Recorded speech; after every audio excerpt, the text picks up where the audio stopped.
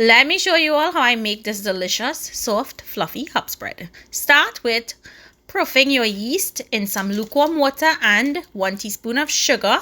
Give it a mix and set it aside in a warm place.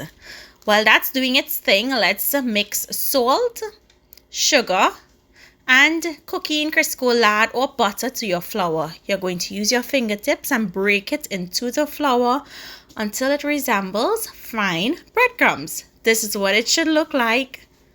Set that aside. Your yeast mixture should look like this once it's ready. If it's not fluffy or frothy, that means the yeast is inactive.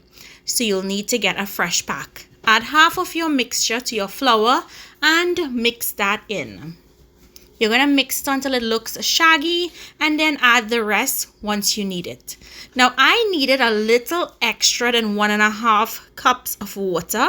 So use your water a little at a time until your dough comes together and it's soft like this. Continue to knead until very smooth.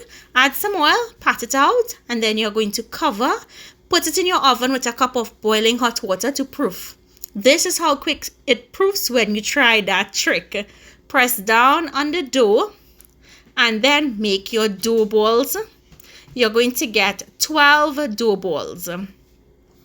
Allow it to rest by spritzing it with some oil and then covering it. Once it doubles in size, it's ready to go into your preheated oven, 350 degrees for 45 minutes until it's golden brown. Once it comes out of the oven and it looks beautiful like this, we're going to slather some butter, which is totally optional, all over the top. Allow it to cool down and then look how delicious, soft and fluffy.